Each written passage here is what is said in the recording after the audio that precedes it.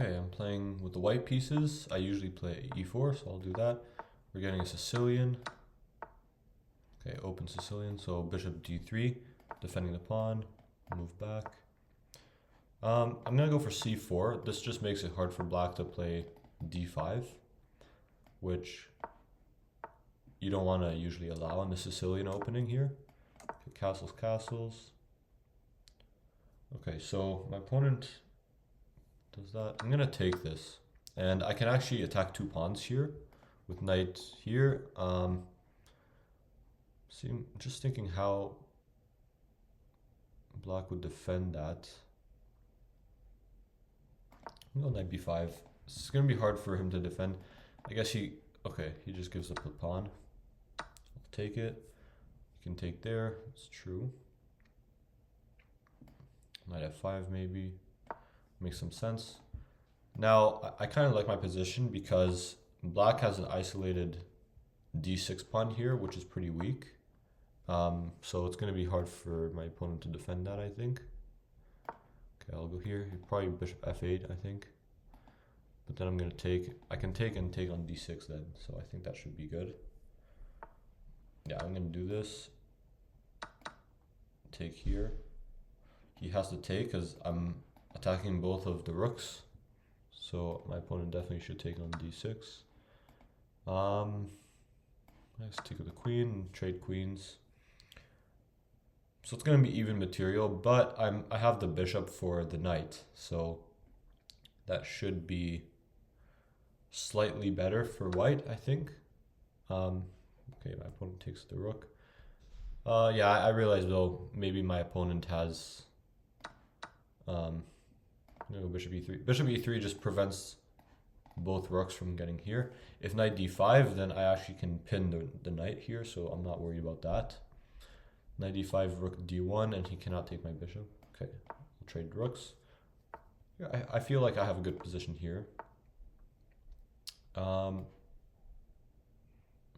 what if I take, give a check, and then go behind the pawn?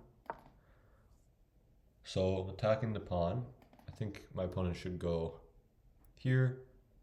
Really the only good way to defend. And then I have maybe rook b6 or rook a. I think rook b6, because if rook here, then he can defend. So I'm going to do this. My opponent can counterattack my pawn. Although then I have bishop d4. And the piece on d4 is very nice. Okay, my opponent gives up the pawn. So if I take, he can bring his rook. But I am winning a pawn, so that should be good for me. Yeah, king here, because if I go here, there's a check, winning the pawn. And b4. Okay, so I'm up a pawn. Let's see if I can convert this. I guess e4. My opponent cannot bring the king, so that's... Okay, rook here. If my opponent takes here, I take here, and I have two connected passed pawns here, should be winning.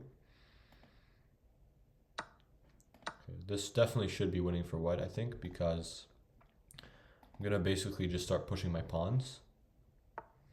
As long as I keep an edge on the clock, then that should be fine. So a4, just pushing the pawn. f5. Okay, the only thing I have to be careful about somewhat is allowing my opponent's king to get in. But I think that should be not a worry. I think just check and a6 should be completely winning. a6. And my opponent's not going to be able to stop both pawns. b5. I'm threatening this now. But now b6 and rook b8 on the next move. That should be it, yeah. Yeah, so I think that was a pretty good endgame. Usually in these positions, when you have the bishop for the knight, it's always usually slightly better for the bishop because you can attack both sides. And also, if my opponent goes knight d5 here, which could be annoying because I would have to move the bishop, my opponent gets active. But there's rook d1, which is a very strong response because this knight cannot move now, because if he takes, then this is checkmate in a couple moves. So yeah, overall pretty good. And then once I was able to kind of attack all of my opponent's pawns here, it's pretty hard to defend.